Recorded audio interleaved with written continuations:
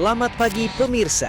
Anda kembali bersama kami di Metro Pagi Prime Time, program berita terpercaya yang mengawali hari Anda dengan informasi paling aktual.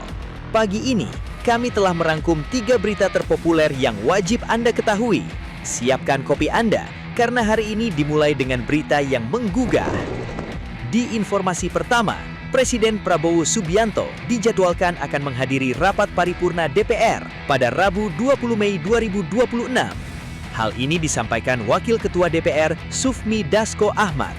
Prabowo akan menjadi presiden pertama yang akan menyampaikan langsung kerangka ekonomi makro dan pokok-pokok kebijakan fiskal dalam paripurna DPR. Menurut Dasko, penyampaian kerangka ekonomi dan kebijakan fiskal dalam paripurna biasanya hanya diwakili para menteri. Merujuk agenda, rapat paripurna rencananya akan dimulai pukul 9 WIB. Prabowo rencananya akan berpidato selama 45 menit. Besok itu kebijakan ekonomi makro, pokok-pokok kebijakan fiskal.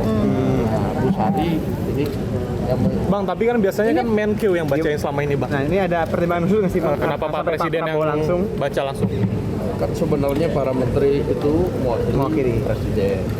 Nah, sehingga kan tidak ada aturan yang kemudian membuat misalnya presiden nggak bisa langsung, itu boleh ada. Namanya ini pengantar untuk penyusunan APBN 2020. Bang, tapi dari trennya DPR, apakah ini jadi perdana gitu Presiden menyampaikan langsung ke PPKF kepada DPR gitu, Bang? Saya baru cek tadi, mungkin ini baru pertama kali ya. Berita kedua, pemerintah Indonesia mendesak Zionis Israel melepaskan semua kapal beserta awaknya yang ikut dalam misi kemanusiaan internasional Global Sumut Flotilla. Kepala Staf Kepresidenan Dudung Abdurrahman menegaskan, Zionis Israel harus membebaskan kapal yang turut menahan sejumlah warga negara Indonesia dan meminta Zionis Israel menjamin keberlanjutan penyaluran bantuan kemanusiaan kepada warga Palestina. Sementara terkait WNI yang ditahan, Dudung menyatakan telah koordinasi dengan Kementerian Luar Negeri, termasuk menyiapkan penerbitan surat perjalanan laksana paspor apabila paspor para WNI disita, serta dukungan medis apabila diperlukan.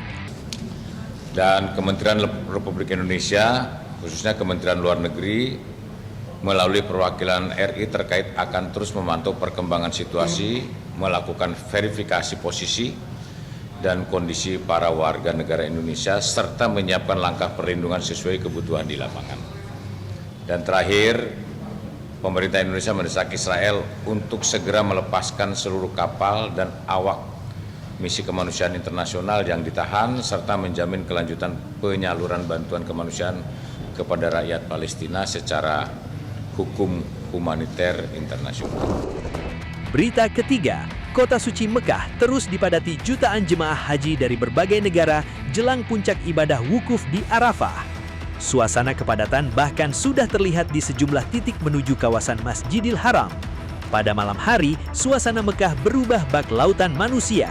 Ribuan jemaah berbondong-bondong menuju Masjidil Haram untuk menjalani ibadah mulai dari tawaf, i'tikaf, hingga memperbanyak doa.